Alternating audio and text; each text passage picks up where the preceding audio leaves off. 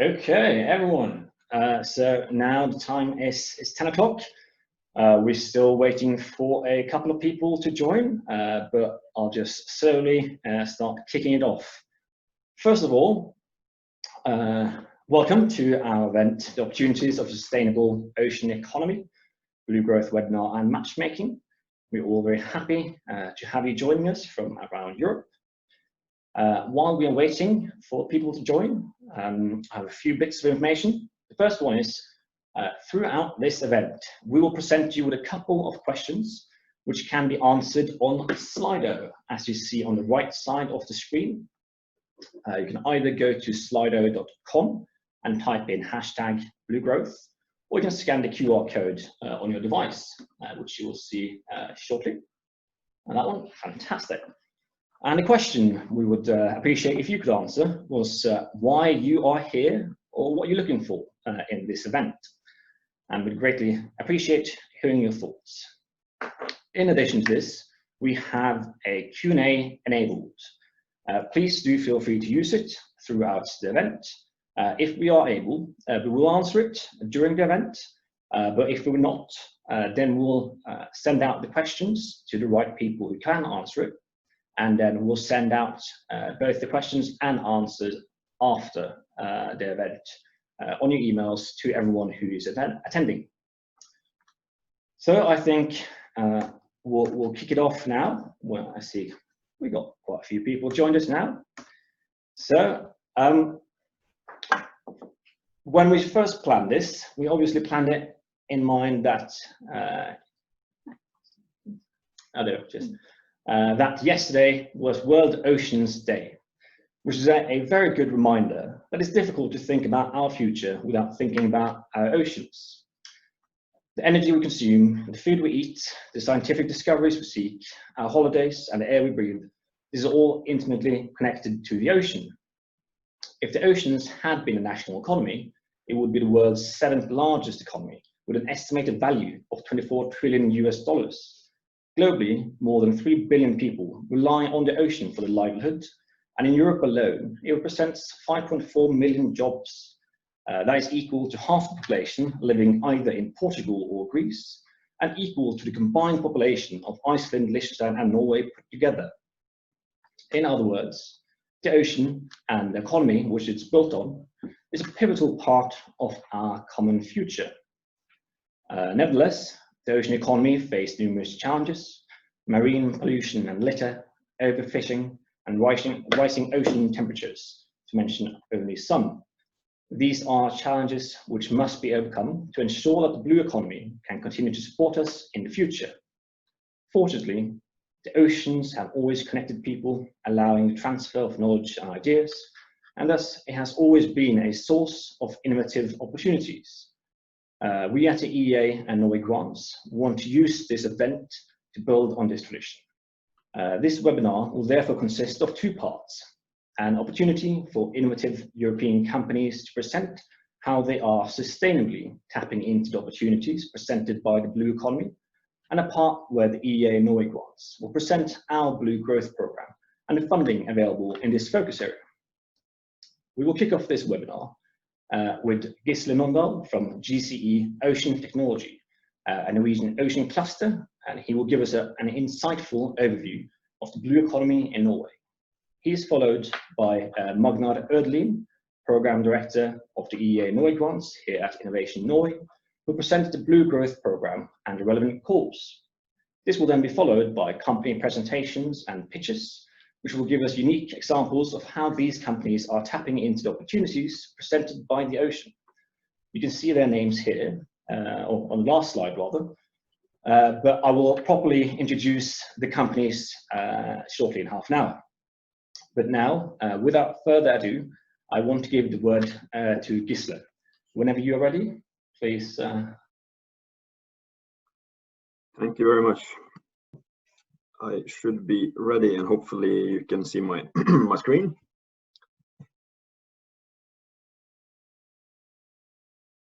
Okay, since nobody's complaining, I think everybody can see what I'm presenting.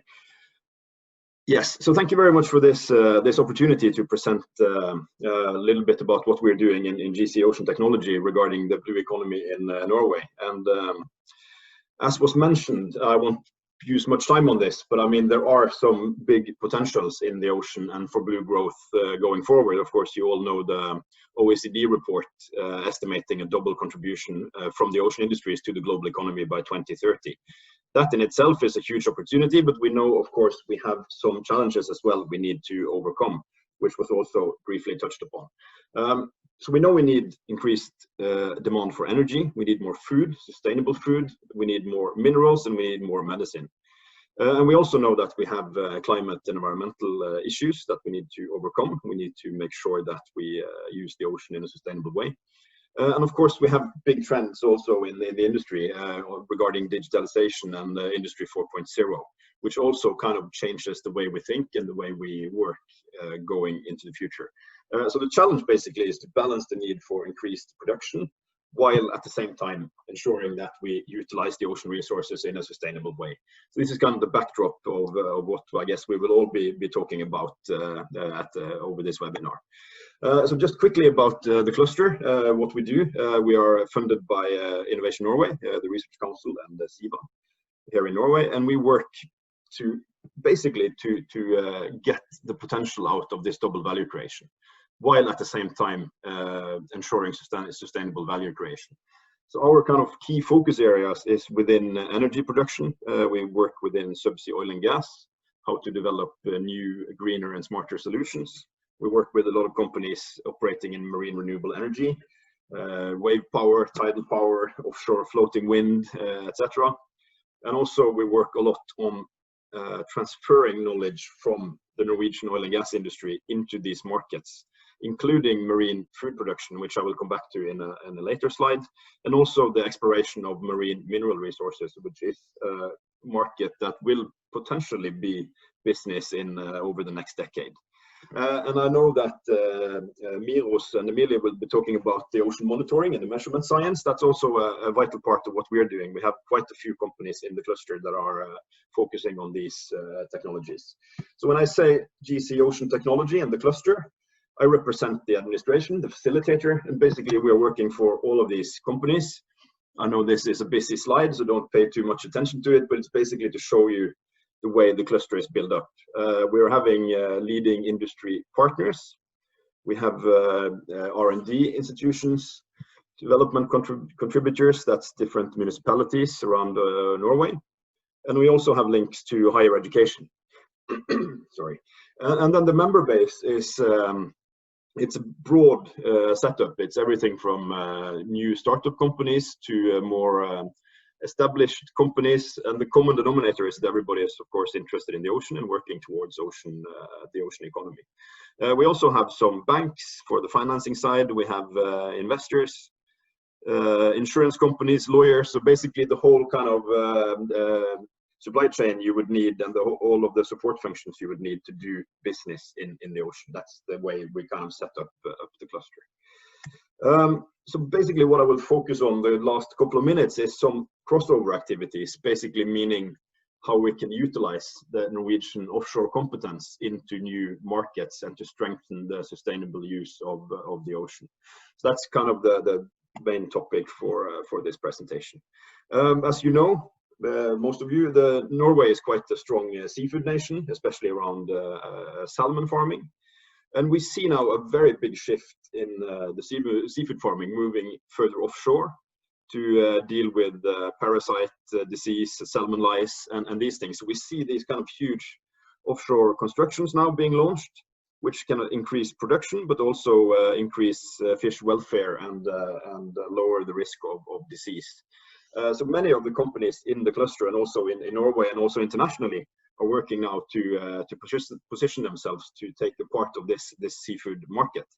And as I was saying, we have several companies with an oil and gas background, and they have the know-how and the competence for engineering these kind of big new seafood farms. They have the technologies to build these things, And also, very importantly, is they have the measurement capacity to do monitoring and to kind of digitalize these facilities. So there is a lot of opportunities going on now in Norway, especially around the seafood farming.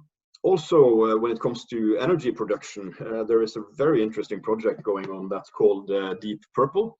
You can see the players that are behind this at the bottom line here. So it's big industry players, several clusters, and also they have just recently gained funding from the Research Council in Norway. Basically, what this is working on is to utilize a floating offshore windmill park to produce hydrogen, which is a very important part of what's happening in Norway on the marine transportation. We're working on many projects with different clusters, or different clusters are working with many projects on how to make greener shipping. You can use electricity and you can use hydrogen. And in this example, you will use the windmill to make electricity, and then the electricity again is used to make hydrogen from electrolysis. This is a very interesting project that we are involved in. Also on the marine mineral side, the legislation is now in place in Norway, and hopefully in the coming years some test pilot licenses will also be developed and launched. So that's why there has been established a Norwegian Forum for Marine Minerals. I know several other countries, including Germany, has similar strategy groups, and basically the focus here is to bring together industry and science to make sure that if this will become an industry, we need to do it in a sustainable way. So it's really important to do the baseline studies and to map the environment before we start utilizing the mineral resources. And also, as you know, these resources and these minerals are very important for the green shift, because they're needed especially in battery production. When we talk about battery vehicles, battery cars, battery ships, they need batteries, and then we need these minerals. So this is also a very important part of sustainability going forward. So just to summarize, I know my time is limited and there are many interesting speakers today. So I wanted to highlight a website called techtransfer.no, where we have basically been putting together very good examples of how you can utilize this oil and gas technology into more sustainable and more smarter ways of working in different markets than oil and gas going forward. So I would like to just mention that this is an initiative from Innovation Norway that ourselves and 2 other clusters have been very fortunate to be able to take a part of. So I will make this presentation available after the meeting, and also more information on our website. So I think I will leave it with that. I will hang around and can take also questions in the Q&A as we go along. So thank you very much.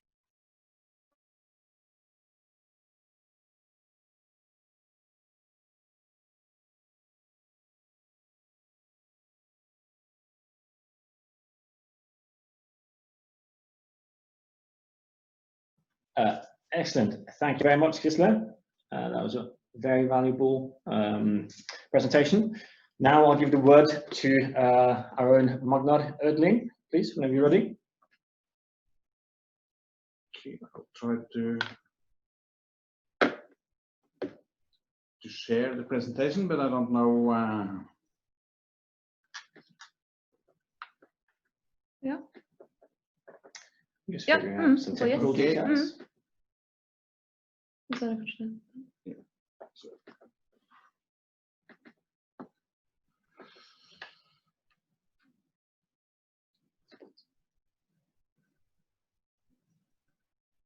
Okay, do you see my presentation or?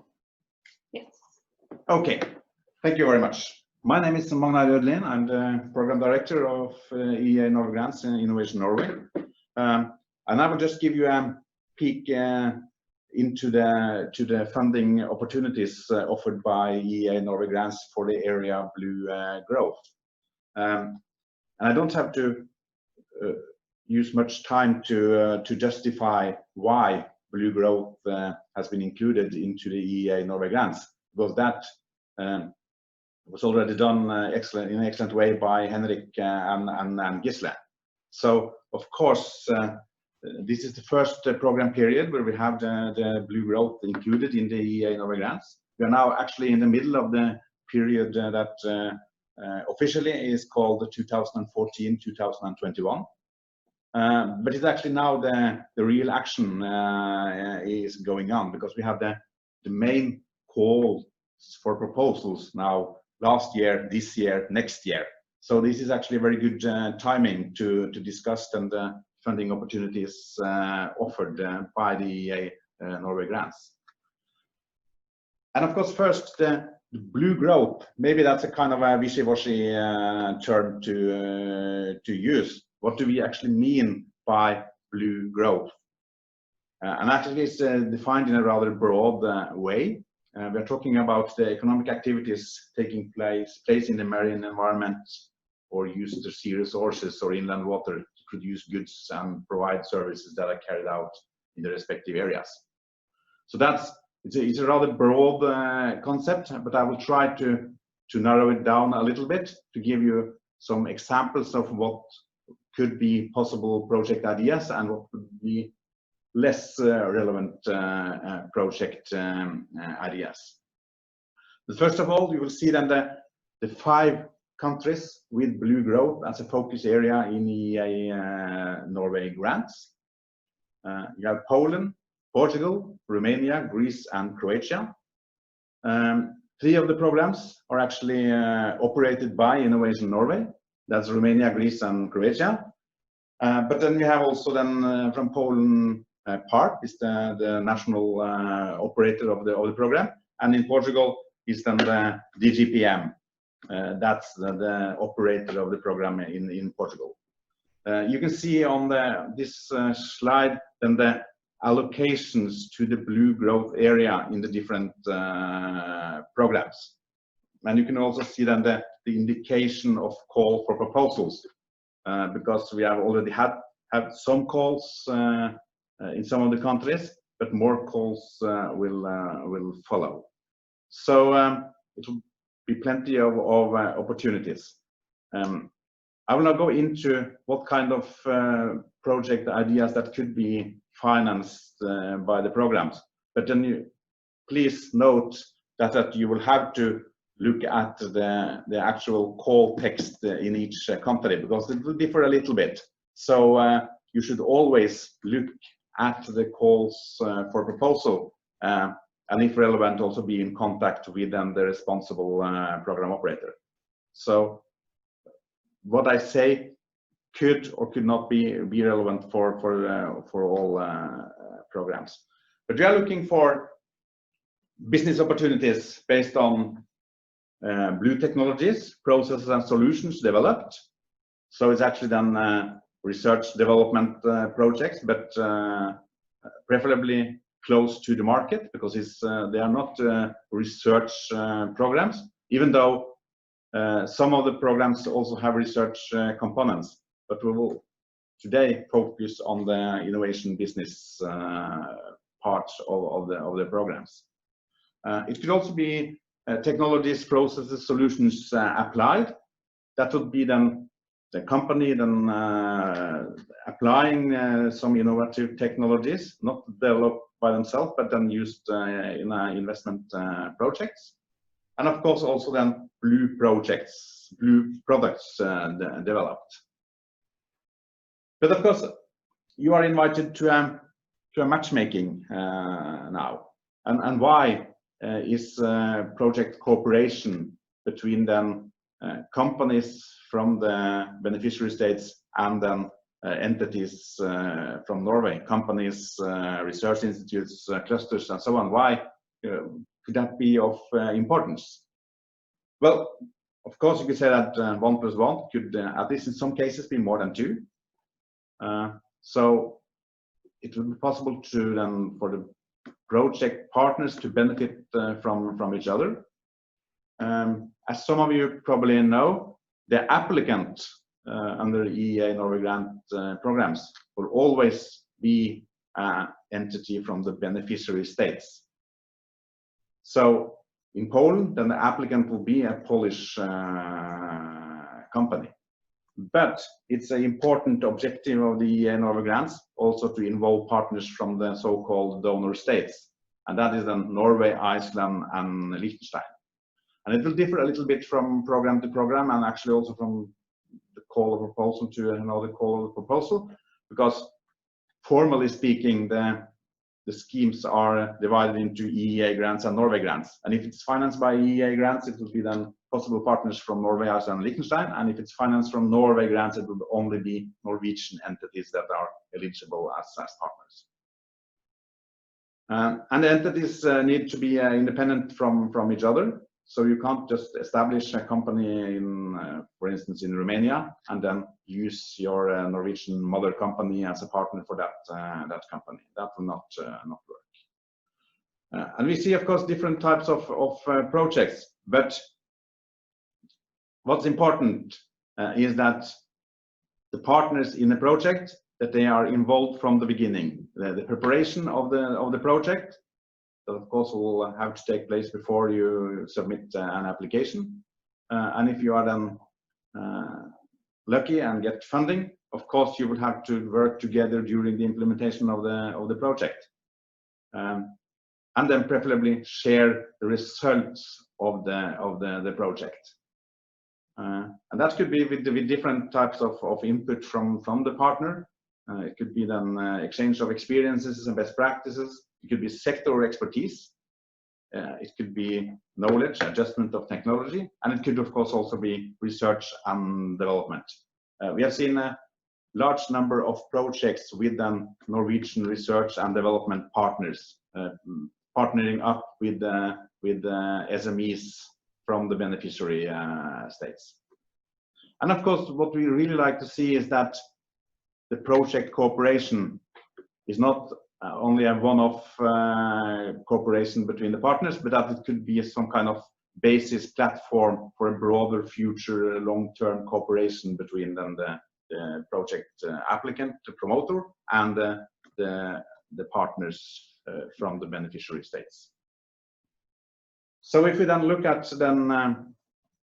the areas where we cover within what we call sustainable ocean economy, it will be maritime, it will be tourism, it will be offshore activities, energy, it would be marine activities. That becomes kind of the main categories of topics. And if you go then more into detail, I'll just like to give you some examples of what we see would be yes and no types of projects. But again, this could differ a little bit from program to program. So again, you will always have to consult the actual call texts. But if you look at maritime first, it could then be typically projects for activities within a port. It would not be the port development itself, because that will usually be some kind of public infrastructure. So this will be more about companies having different types of activities related to the ports. It could be ship repair solutions, but some limitations, because the state aid rules, of course, apply to all projects financed by EEA and Norway grants, and we have some limitations on shipbuilding and the transport sector. It could be development of more environmental friendly transport solutions. It could be, as it also was mentioned already in the presentation we heard, that the monitoring systems and sensors. We have seen projects financed by EEA and Norway grants within monitoring systems and sensors. But what would be, as a starting point now, would be investments in boats and ships. Because as I said, the shipbuilding area is subject to limitations under the state aid rules. If we go to the marine sector, then of course that also is an area subject to some limitations, because as you probably know, they're subject to the common fishery policies of the European Union. So for the programs financed by EEA and Norway grants, it will be mostly be innovation and development of solutions within fisheries and aquaculture. That will be then project activities that would qualify as research and development. And it could also be innovation and solutions related to marine litter and waste. As you know, that is a very hot topic these days. We have all seen all the horrifying pictures of all the plastic waste in the sea. So of course, projects that would deal with solutions related to litter and waste is of course of interest for the program. The no-go area there would mostly be then investments in fishery and aquaculture. So that would be purchase of boats and also investment in production facilities. Because of course you could finance for some kind of piloting, but it would then need to qualify as research and development. It could not be just state-of-the-art investments in production facilities.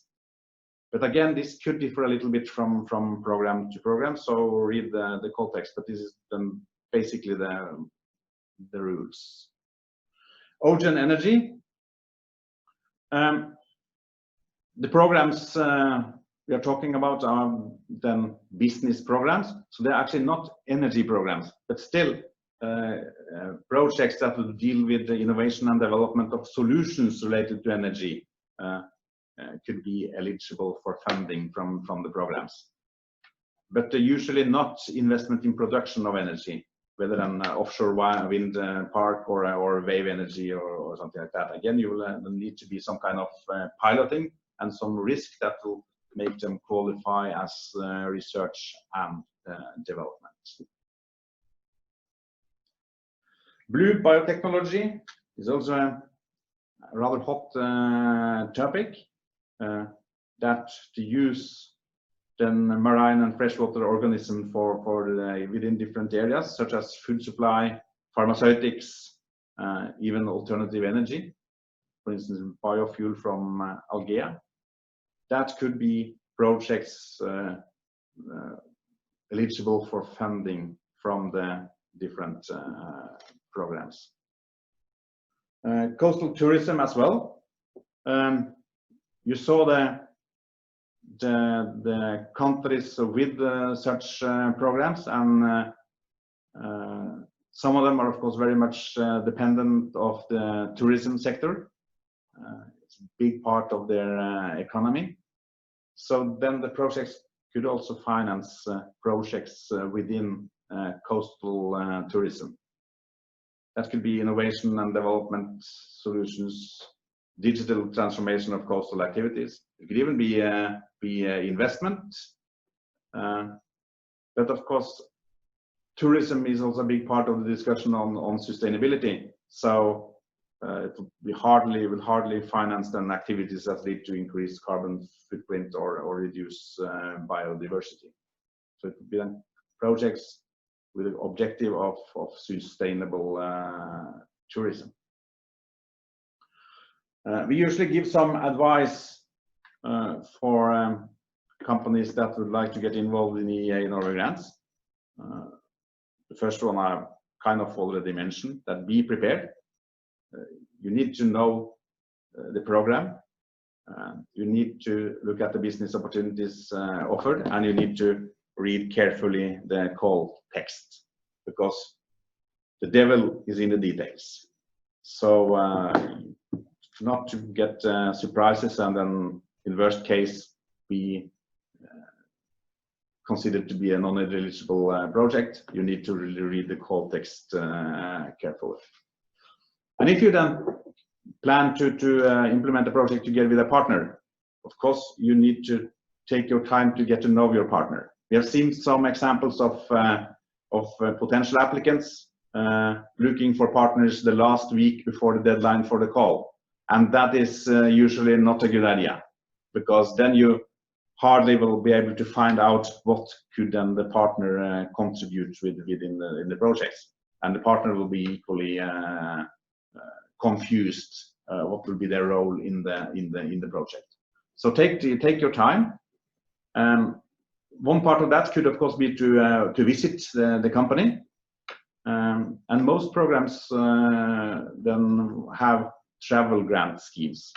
That will be schemes that will give you a lump sum of money to go to Norway, Iceland, Liechtenstein, or to invite companies from Norway, Iceland, and Liechtenstein to come to your country to discuss possible project ideas. Then this economy and financial basis, because we are talking about projects within business development. And you will never get 100% of financing from the program, because the state aid rules apply. So it will always be co-financing involved. And then it's of course very important that that you have then the plan for how to co-finance the project. And make sure to have the sufficient time and resources for the project. That you, if you go for an EEA and Norway grant project, make sure that you have the capacity within your company to implement this in a good way. Matchmaking is a very important part of this. From the perspective of Innovation Norway, of course, we want to get as many partners as possible into the project. And we have some tools. And the most important tool is then the Explorer.no. That's an initiative from the Norwegian government. Showcase then examples of Norwegian green solutions. So actually, the pictures you have seen in this presentation is then examples from the Explorer. And the important thing with the Explorer is that the solutions, green or blue, they are vetted already. So you could trust that this is good information. The Explorer is called Tinder for businesses, and it's probably better vetted than the other Tinder. So you should be able to trust it more than Tinder. So this is a good tool for finding possible partners if you then plan to apply for projects financed by EEA and Norway Grants.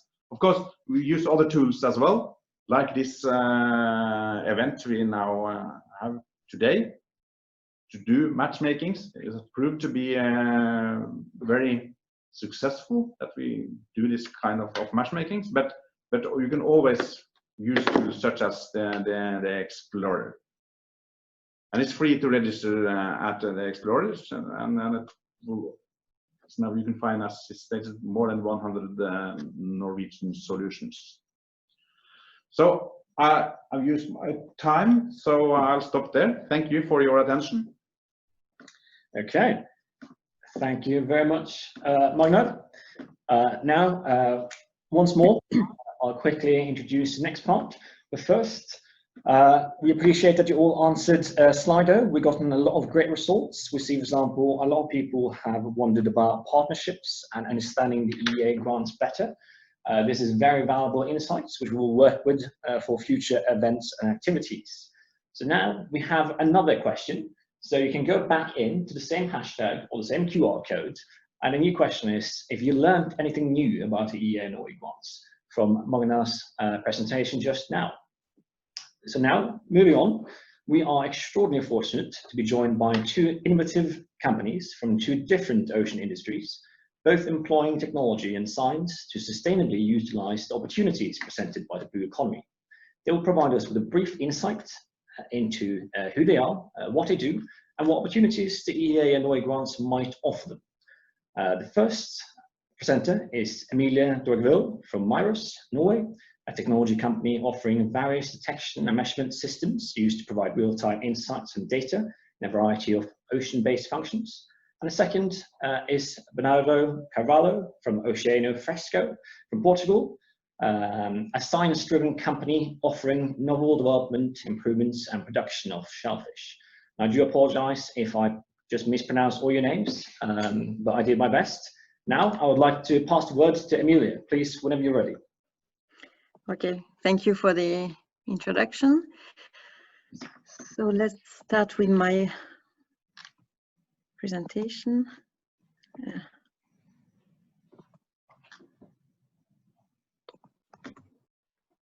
Right.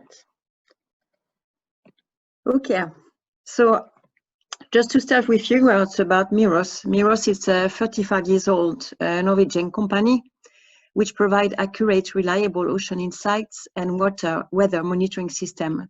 So we had our main office in Asker, which is close to Oslo, but we also have an office in Aberdeen, working more on the oil and gas business. So we have been operating in 5 different markets. The oil and gas is the market we started in, and we developed product to fill the needs for this market. But then we saw markets also needed similar solutions, so we expanded our activities to the offshore operation, ports and coastal, renewable, especially in the offshore wind, and also commercial shipping. So we have a network of partners, so this gives us a presence in 28 countries. And our expertise is measuring sea state conditions and making data accessible in real time on the Miros Cloud platform to our clients, whether they want to access data from onshore or offshore. So what we want is that our clients access accurate real-time data in order for them to make optimal decisions based on reliable data. So to give you an insight of what Miros do, I show you this video.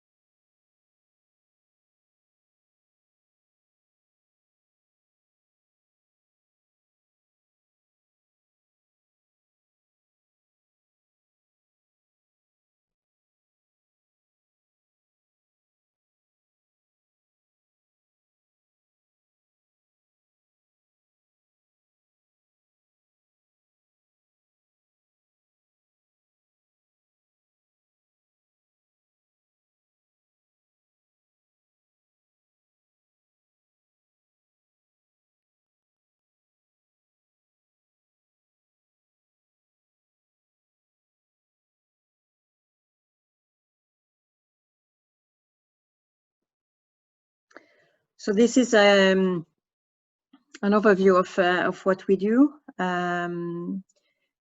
So to go a little bit more in details about our markets regarding the application for ports and coastal.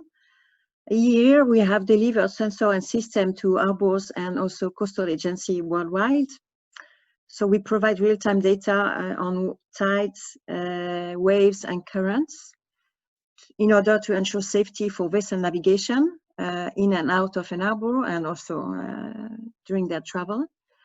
We also support in reducing the waiting time, optimize performances of the harbor operation. And also in terms of research, climate change, environmental conditions, we have also supplied solutions to support sea level rise studies, impact of waves and monitoring of storm, tsunamis and problems like this.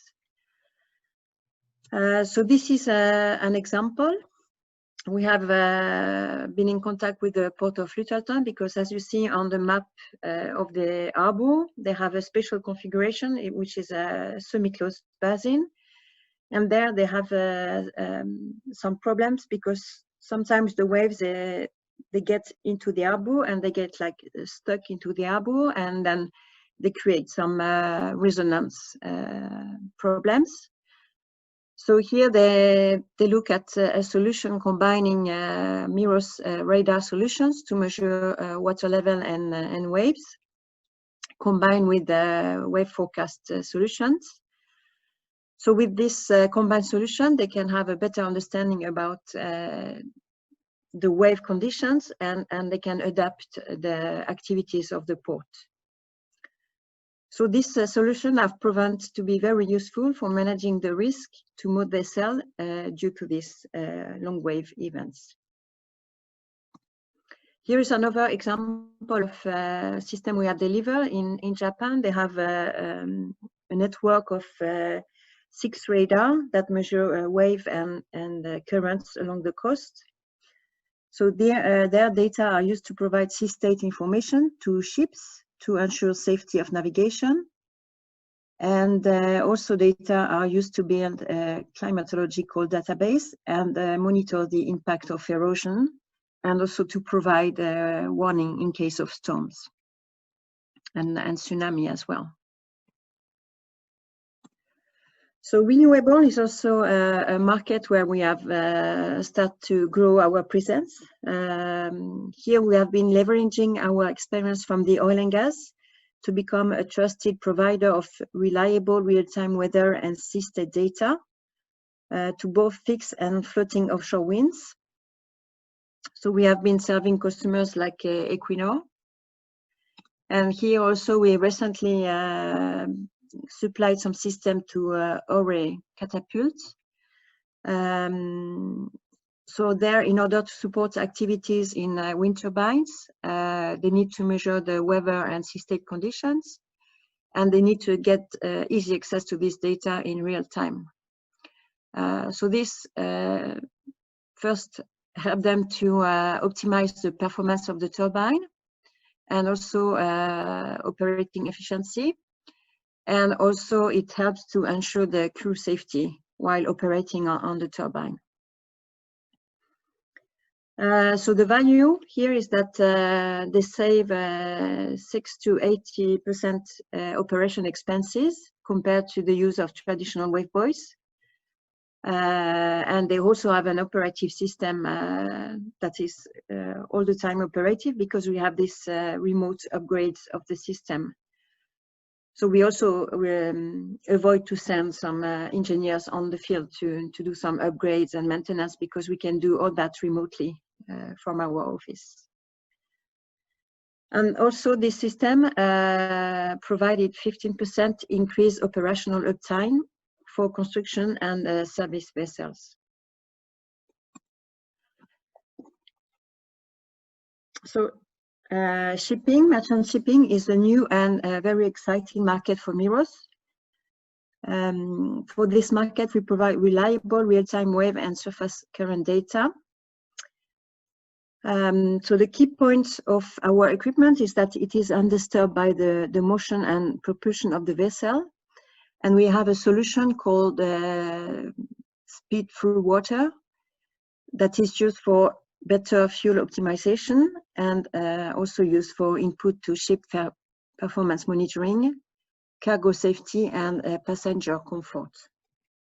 So as an example, we provided a system to BW Dry Cargo. So there they were using a basic system, a speed log, and they were really unhappy about the provided data.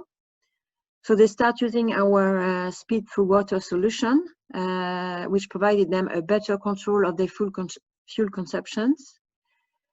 And from the tests they have done, they envision to save at least 8 to 10% fuel consumption for their fleets of vessels, which is quite an amount of savings. So further value is also reduced CO2 emissions and optimization of the route as the vessel use optimal speed and consume less fuels. So to sum up, Miros solutions contribute to safer operation, reduce CO2 emissions, and increased efficiency. Our sensors are plug and play.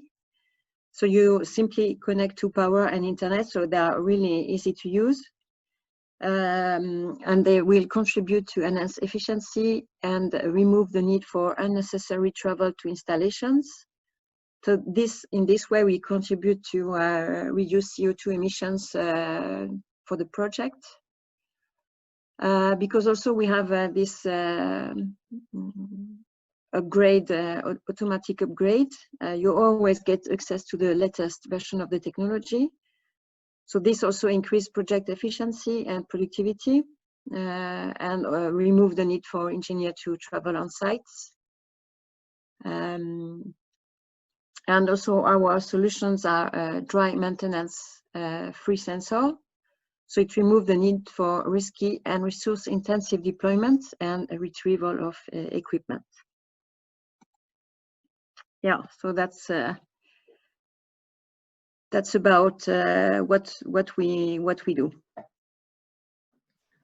Okay, excellent. Thank you very much for your presentation, Emilio. Now I'll give the word to Bernardo whenever you're ready.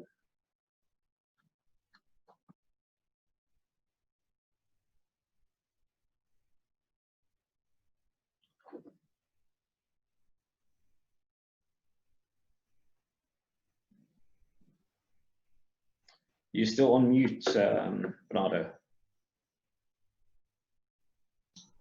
Yep, apologies. I was indeed. Can you hear me? Yes, we can. Please go on. Perfect. All right. So we are Oceano Fresco. We are a company based in Portugal. We are not such an old company. We were founded 5 years ago, and we focus on shellfish. I'll give you a brief overview of what we do. So, sorry, it seems to be stuck. All right. So you all know that food production is unsustainable. Of course, in this audience, this is common knowledge. We need to probably double our protein production in the world in the next 30 years. But current protein sources are unsustainable already. So if we double them, then we have an even bigger problem. Fortunately, nature already has a solution. So we just need to eat more low trophic species, just like shellfish, or if you want to go into plants, algae. We chose shellfish because they have many advantages. They have no or low artificial inputs. They don't require any artificial feeds. They require lower energy and no chemicals, unlike agriculture. And actually, they have low or no pollution outputs. They even have some positive effects on the environment because they are filtering animals. And of course, they're healthy and nutritious. So we found the small shellfish is an overlooked species. We found this to be a very interesting way to solve our current food challenges. Fortunately, we could combine sustainability and business sense because shellfish, to the surprise of many people, is already a very large business. It's kind of a hidden giant with 19 billion farm gate sales, worldwide farm gate sales, broken in major 4 species. We chose clams, which account for 6.1 billion out of these 19, and we chose clams because there within clams, which is of course a combination of many different clam species, there are 2 European called premium clam species that command a much higher price than the other clams, and they are actually disappearing from the European ecosystems. So it's a pity to lose them because they have a lot of value market-wise and of course organoleptic-wise as well. There is less competition in clams than in other shellfish species, and there's not so much large established companies and not so much state funding, which gives a lot of course, economies of scale, like happens in oysters. And there's a high potential for productivity improvements due to the immaturity of the industry. The farming practices are very rudimentary, still in clams in general in Europe, and there is very few or no selective breeding programs, unlike in oysters, for example. So within clams, we decided to focus on 2 European, as I said, so-called premium species. These are the scientific names, you probably never heard of them, but they are eaten especially in south of Europe, in in Italy in spaghetti vongole, in Spain in very different ways, in Portugal too, but also in other countries like France and Belgium. We focus on the 2 European ones, which have a much higher price than the low value one, which is from Asian origin and has entered Europe in the last 14 years, and throughout that period have pretty much replaced the endogenous European species Decusatus, which are on the top. So focusing on these 2 European species, we believe that we are taking a good business decision, but also a good environmentally one too, because we are we will be repopulating Europe with these its endogenous species and contributing to the biodiversity. So what are we offering? We're offering what we call semi-adults. So those are juvenile seeds to other clam farmers in Europe, in Italy, Spain and Portugal mostly, but also in France and other countries. And that we believe is a 1 billion euros market. But we're also producing the clams to adult size, so that's edible size, and that's a 2 billion euros market. We'll provide them with our high-yield proprietary varieties of European clams. We call it proprietary because we have our own breeding program, so we develop our own varieties with a higher performance for the farmer. So they have a high growth cycle and lower mortality. And of course, we are able to reliably supply the markets with our clams. Unlike the current farmers, which depend on the nature more than us, so they can't provide reliable amount of quantity throughout the year. We have an open collaboration approach to our R&D programs. We have basically 3 areas where we invest on R&D: genetics and disease. And in fact, there we cooperate with some of the EEA grants countries. So Nofima, obviously very well known. Veslo is a Norwegian private company. IPMA in Portugal, and then some other companies in Portugal and Spain, which is not part of the EEA grants. But in fact, we already have a network of partners in some of the EEA grant countries, and we invest in genetics and disease to improve the species, basically to improve the performance of the clams, breeding and cultivation to improve the farming productivity of our clams, and digital platforms to basically allow us to get better information in order to take better decisions, obviously. So with all of these, we are able to grow these 2 species from spawning to maturity, covering the full cycle, which is also unusual.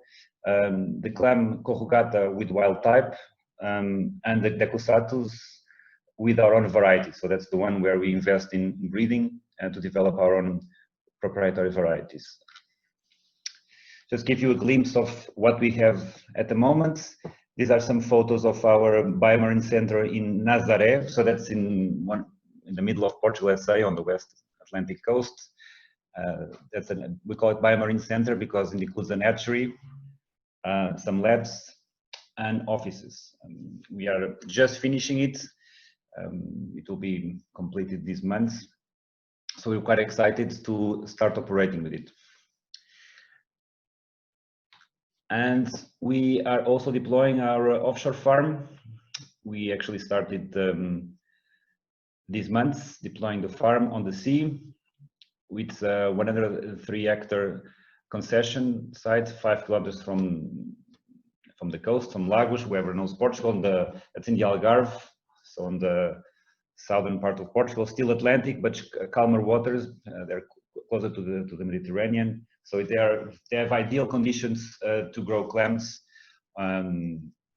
Basically, there's a lot of food, a lot of phytoplankton, very good temperature, and not a lot of variation, and also not a lot of storms, so we can farm most of the year. We are deploying now the foundations and the long lines and building a farming boat. So this will allow us to grow the full cycle. And how can the EEA and Norway Grants help us to overcome these challenges that we are facing? We thought about 3 topics. Develop a bio package, so that's a biodegradable package where we can basically place our clams and take them to the markets, to supermarkets, fish markets, etc. Preferably, of course, from marine sources. That would be great. Having methods to extend the shelf life of our clam species, like modified atmosphere, of course, has been in the market for many years, but there might be other ways to extend the shelf life. And the third, to create a demand forecasting tool specific for our clam species. The clam prices varies a lot throughout the year, and by region, by place. So there will be a lot of gain in being able to forecast the price by location and by channel in advance, so we could adjust our production scheduling and our harvest scheduling in order to, of course, sell when the price is higher. If you have any ideas, any proposals on how to do this, you can contact me on this email. All right, that's it. Fantastic. Well, thank you very much, Bernardo, for a good presentation. I do want to remind all our audience that both Oceano Fresco and Miros can be found on B2 Match. So if you did feel like you have things in common, feel free to look them up there. And now, once more, we are fortunate to be joined by this time 4 companies who will provide us each with a swift pitch. The concept here is that in 3 minutes or less, they will give us their story and tell us why you should get in touch with them. You will be able to find their contact details also on B2 Match, where you can look them up and get in touch with them. We'll first be joined by Stella Chatti-Gavril, sorry, a bit difficult name, from Horizon Diatrofiki, Greece, a biotechnology company concerned with the cultivation of microalgae for the production of high nutritional value products. She will then be followed by Maria Stupalo from Salona Var, Croatia, a company providing mechanical engineering solutions for fish farming. Subsequently, we will then be joined by Nils Tufte from Donut Technologies, Norway, providing a solution for closed system fish farming. And then we'll be joined by Diogo Pinto from A4F Alga Fuel from Portugal, a biotechnology company working with research and development and production of microalgae. So now I will give the word to Stella. I'll just say that it seems like if people have planned to share videos, it doesn't seem like people get to audio. And also, we'd recommend you all to just share your camera so we can all see you when you pitch. So Stella, are you here? Yes, hi. Do you hear me well? We do hear you, so please go ahead. Okay. Do I start my video? Yes, you can share. Because it says the host has stopped my video and I cannot start it. Let me see. Can you request to take over the screen? How do I do that? On the bottom screen, it says share screen, or rather share screen, yeah. Can you share your? No, oh, yeah. Okay, but then I will share my screen? Yeah, you can share your screen then. Just a minute. Okay, now you see my screen. Go your website. I'm sorry, there is not a website, so. Well, are you able to click start video? No, but can I start? my pitching and you just hear. I'm Yes, sorry about that will show inconvenience. do that, yes.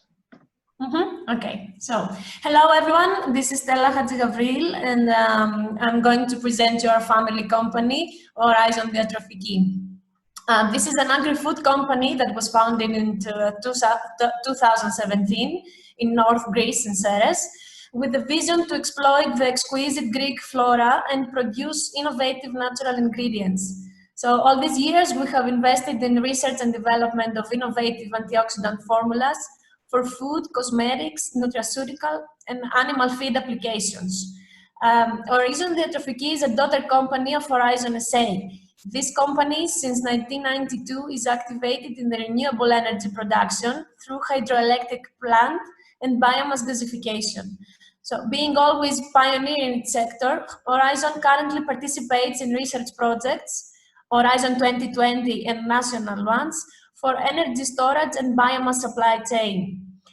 Horizon Diatrofiki is about to construct soon its productive factory. This will be in a location that already hosts the research activities of Horizon SA, and so there is available equipment in pilot scale for biomass gasification and storage through hydrogen fuel cells and Li-ion battery system. Furthermore, the field is located next to a water stream. In this way, there is available renewable energy and water in the same place, which gives the site the great potential for combination of the activities of both companies in the frame of circular economy.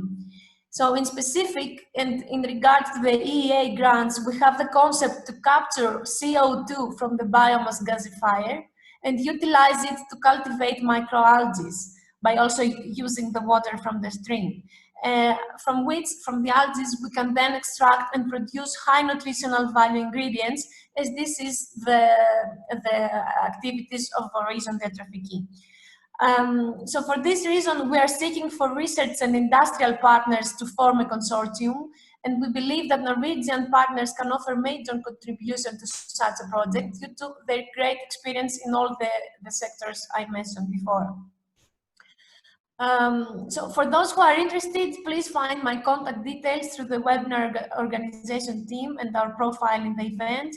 And because we are currently doing the branding of our company, I'm sorry that there is no website, this is under development, but we have available the website of Horizon SA, and I'm always in your disposal to provide more information and have creative discussions on possible collaborations.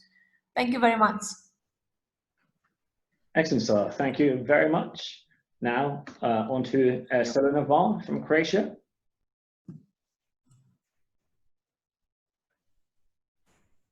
Are you here, Mario? Okay, hi, can you hear me?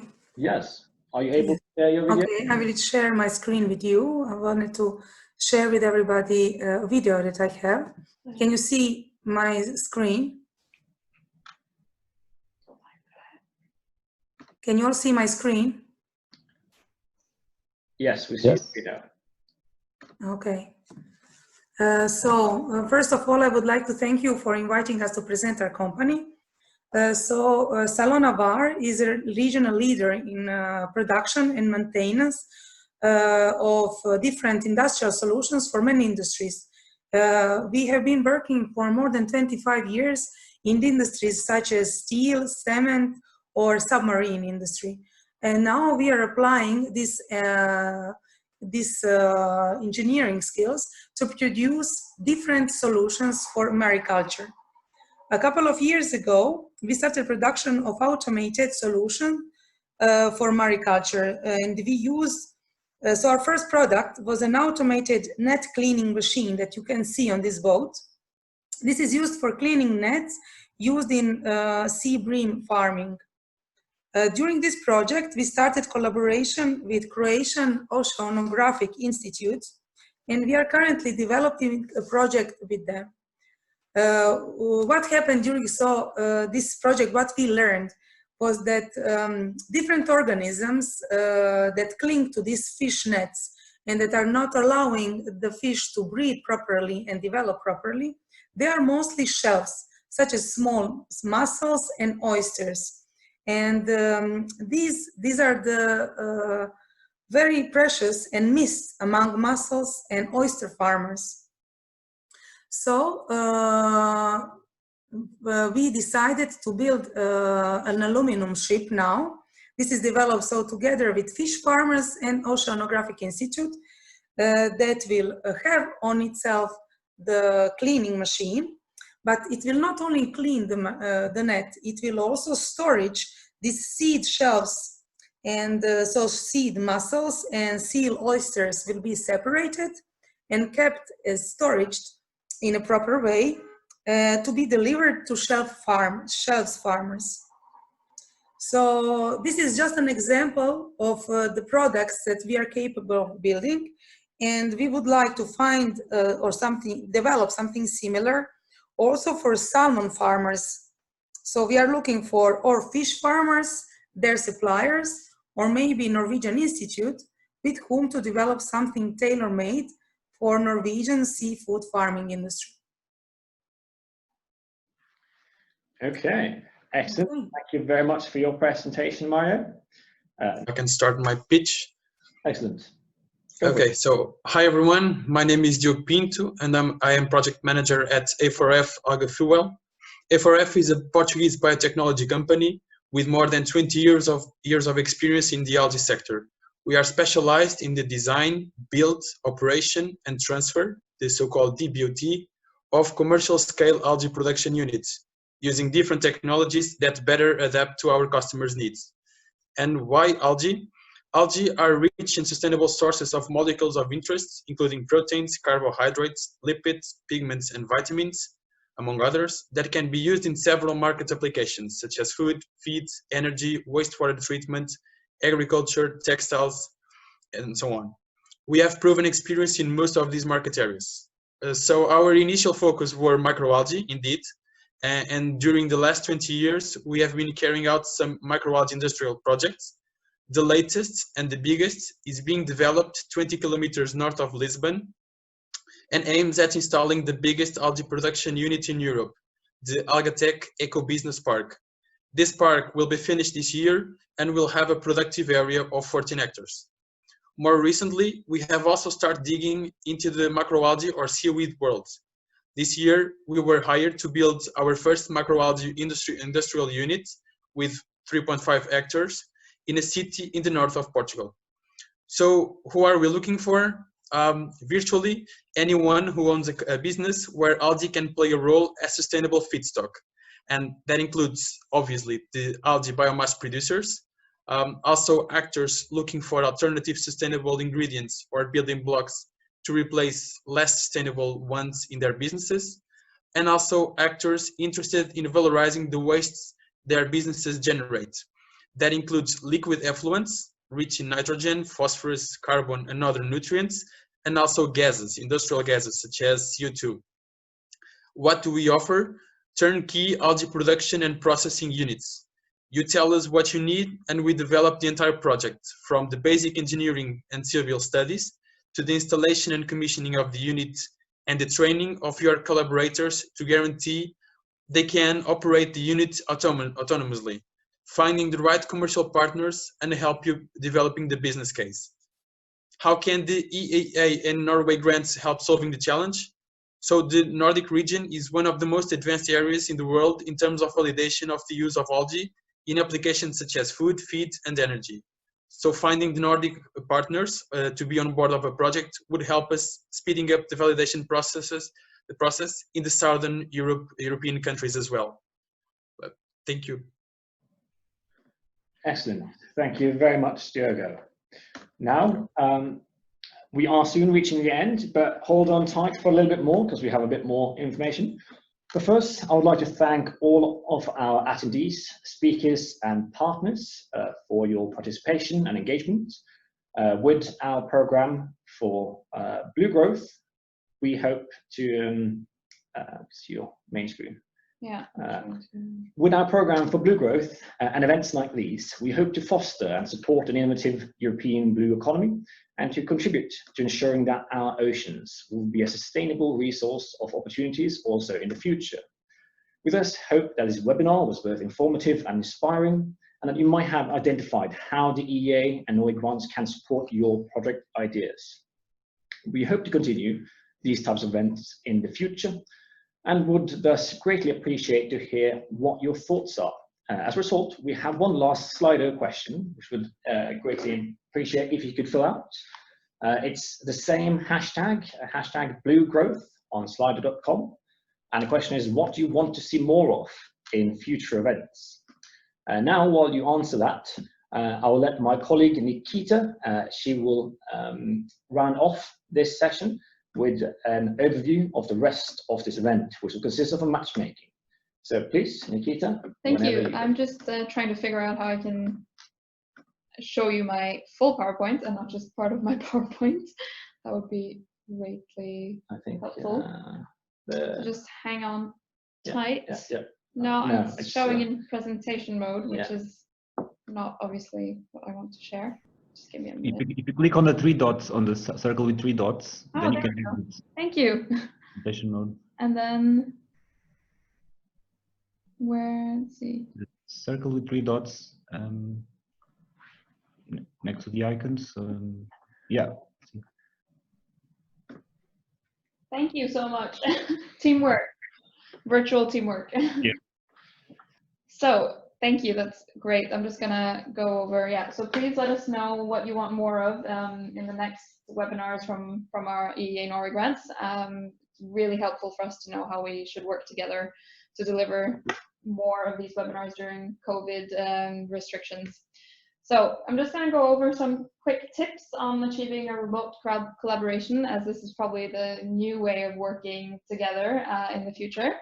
So just remember that we're used to meeting in person, and that we maybe have this notion of thinking that partnerships and meetings and successful meetings have to happen physically.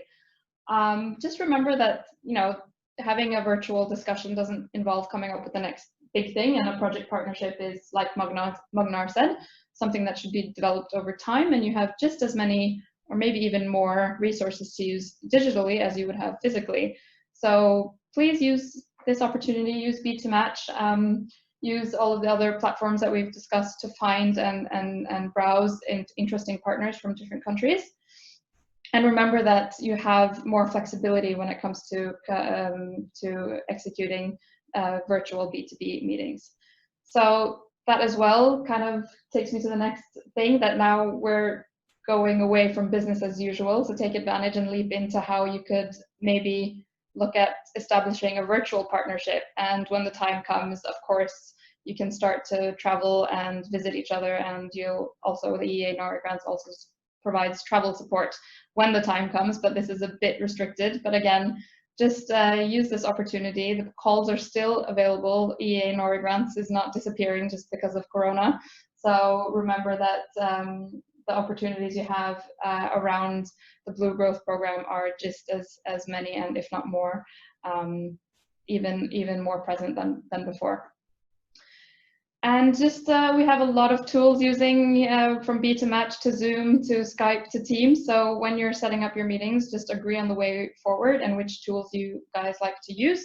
It's also something that could be just great to clarify from the get-go, so that you can work efficiently when also working remotely.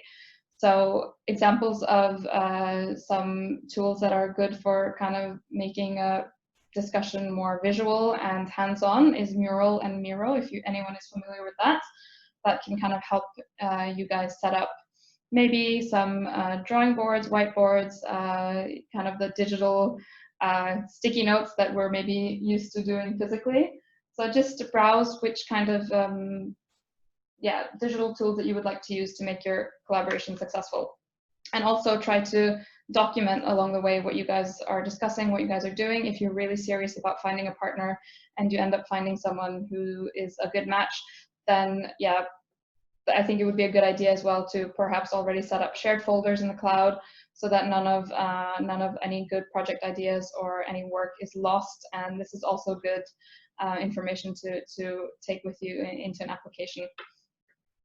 So just to get prepared for B2B meetings, regardless of what you guys will be using of the platform, B2Match, we have different slots both today, this afternoon, and tomorrow. Just go back to B2Match, update your agenda if you figure out that you're not able to attend maybe some of the sessions, because if people want to book meetings with you, then they will book them regarding or based on which slots you have checked off on. So please make sure that your agenda is up to date, and please do follow which meetings and requests that come into your account, and accept and reject these meetings quite quickly, as people will probably be waiting for your response. If you're not able to, of course, use B2Match, then like I said, please agree on what other platforms are suitable for you guys. We have also sent out short 1-minute videos from YouTube in email yesterday to help you prepare for matchmaking. So please do check out these just to help you prep what project eligibility keywords in projects, and also kind of what a partnership from the EEA and Norway Grants project looks like. If you have any technical issues on B2Match, both today and tomorrow, you can get in touch with us, take a screenshot or take a picture of this slide. B2Match does not have their own support, so we're here to give you manual support. The most important thing that I have to stress is to not use Edge, but to use Chrome or another browser, as Edge does not support the videos functionality on B2Match. And again, if you're having trouble accessing B2Match's B2B video solutions, then I think it would be more time efficient just to set up a meeting on another platform. So thank you for participating. Good luck. And like we've said all along, we really appreciate your feedback. So if there's anything you would like to see more of in the next webinar, please do let us know, and let us know if you have any questions along the way. The presentation will be sent out later, and we have to just go through some consent before we can publish this video, but hopefully we'll have it published by the end of the day. So if you have anyone who was not able to join, then hopefully they'll be able to watch this at a later point. Thank you again. Thank you all for attending, and that's the end of this webinar.